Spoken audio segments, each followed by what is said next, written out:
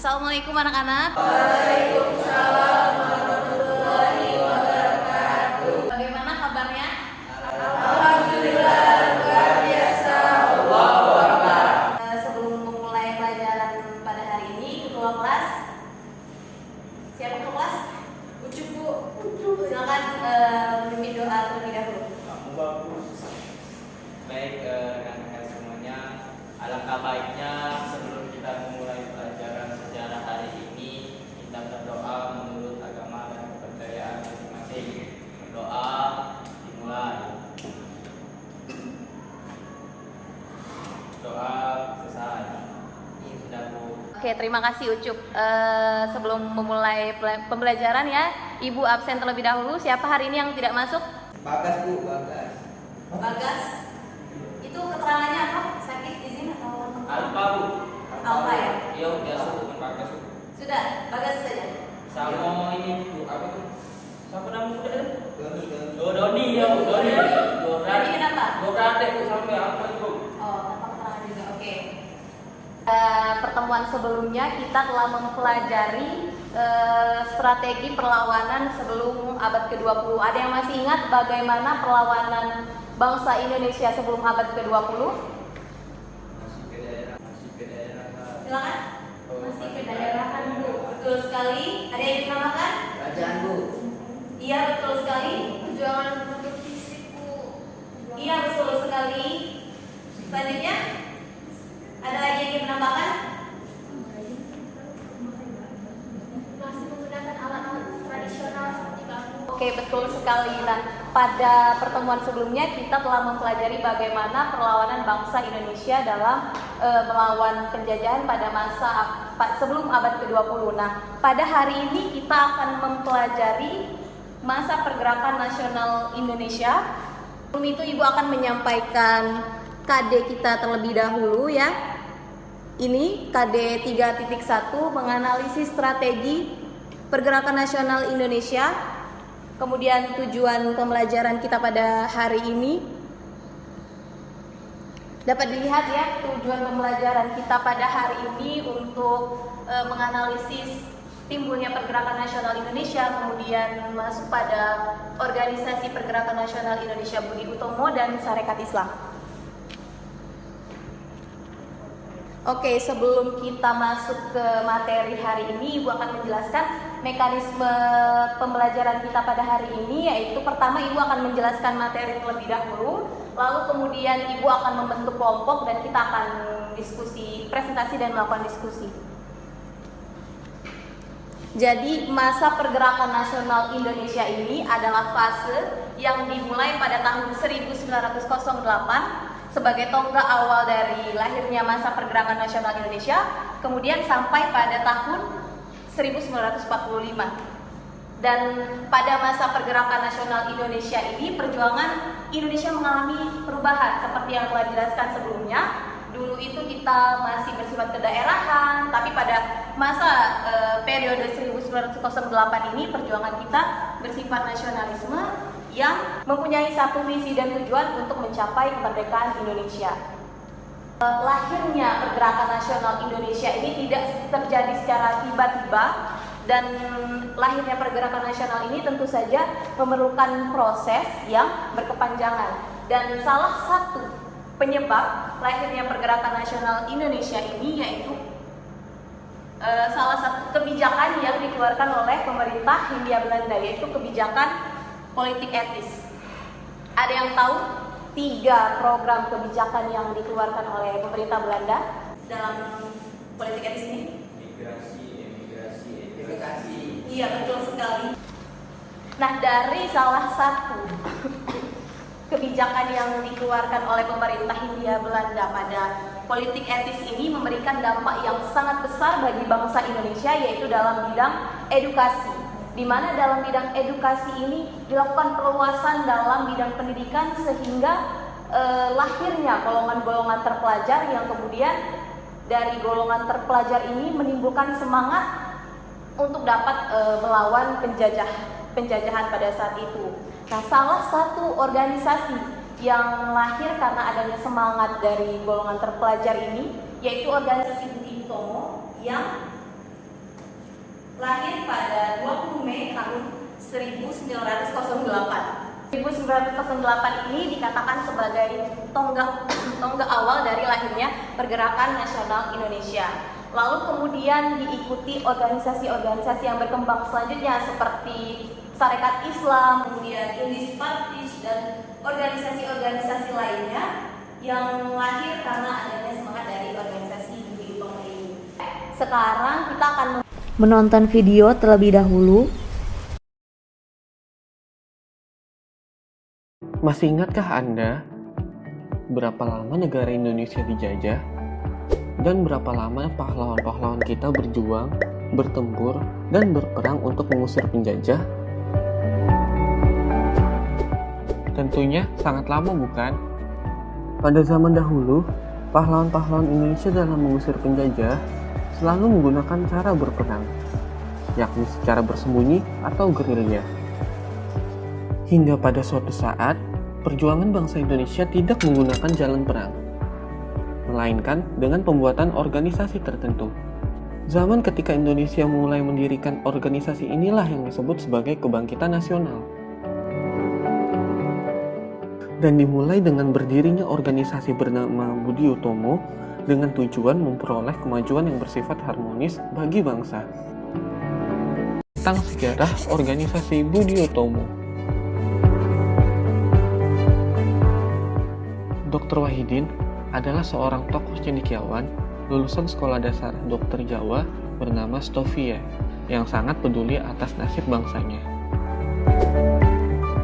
Pada tahun 1907, Dr. Wahidin Sudirohusodo memutuskan untuk berkeliling Pulau Jawa untuk mengkampanyekan peningkatan martabat dan kehormatan rakyat. Peningkatan ini akan dilaksanakan dengan membentuk dana pelajar atau study funds yang merupakan lembaga untuk membiayai pemuda-pemuda cerdas tetapi tidak lanjut sekolah. Pada akhir 1907, Dr. Wahidin bertemu dengan Sutomo, seorang pemuda siswa Stovia. Melalui diskusi dan perbincangan inilah mereka sepakat mendirikan perkumpulan yang memperhatikan nasib bangsa yang dinamakan Budi Utomo. Pada 20 Mei 1908, pukul 9 pagi di Stovia, Sutomo menjelaskan gagasannya kepada siswa Stovia dan mereka sepakat akan hal itu. Terpilihlah Sutomo menjadi ketua Budi Utomo dan bahasa Melayu dipakai sebagai bahasa resmi organisasi tersebut. Diharap Hari Kebangkitan Nasional perlu dimaknai, khususnya bagi generasi muda di era digital ini, yaitu dengan semangat persatuan dan kesatuan dalam setiap perbedaan. Karena pada dasarnya, kebangkitan nasional yang diperjuangkan oleh pendiri-pendiri negara bertujuan untuk membangkitkan rasa nasionalisme menjadi bangsa yang berdaulat dan bermartabat.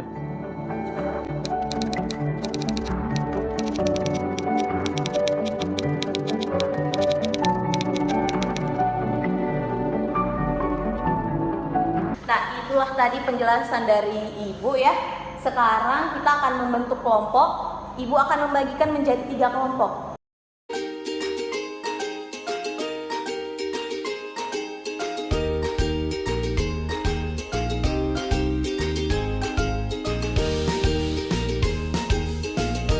Ibu jelaskan mekanisme terlebih dahulu ya. Ibu kasih waktu sekitar 15 menit, baru kemudian kalian mencari sumber informasi dari LKPD yang telah Ibu bagikan tadi, lalu kemudian membuat PPT dan presentasi, baru kita melakukan diskusi. Oke, Ibu tunggu ya, 15 menit.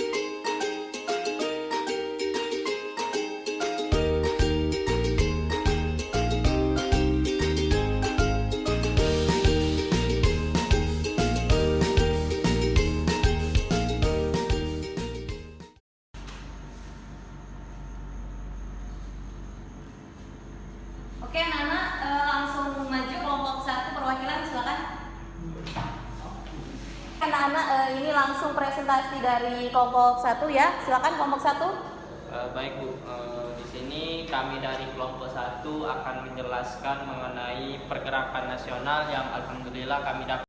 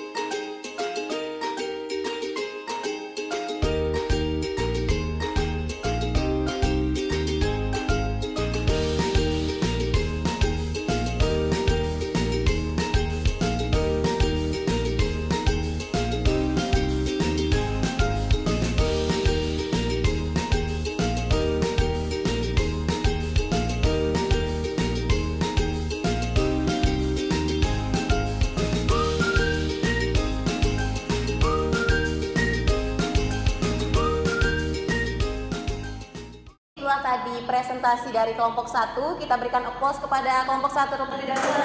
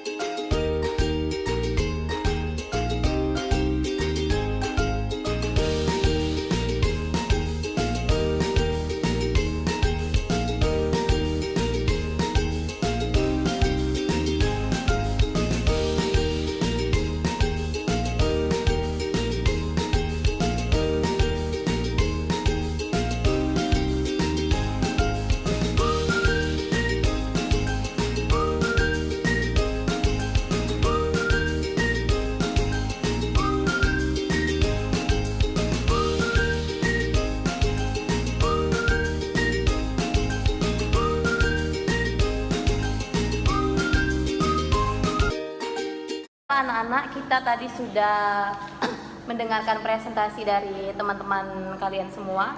Sebelumnya Ibu luruskan terlebih dahulu ya.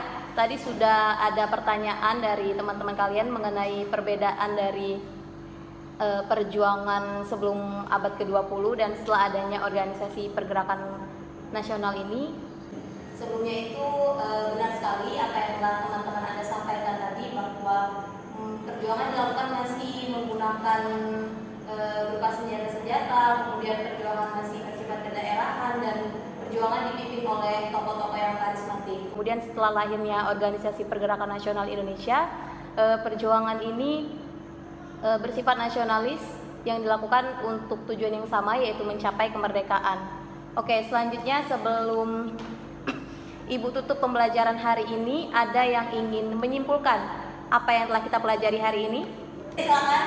Baik, izin menyimpulkan Bu mengenai materi yang sudah Ibu jelaskan tadi. Yang saya tangkap bahwasanya pergerakan nasional pertama itu dibentuk adalah pergerakan nasional yang dinamakan Budi Utomo, yang itu semua merupakan pergerakan yang menjadi cikal bakal dari pergerakan dari banyaknya pergerakan di Indonesia. Terima kasih. Oke, terima kasih kepada Ucup ya. Mungkin itu saja ya pembelajaran pada hari ini. Sebelumnya Ibu sampaikan kepada kalian untuk banyak-banyak belajar, banyak-banyak literasi ya anak-anak ya.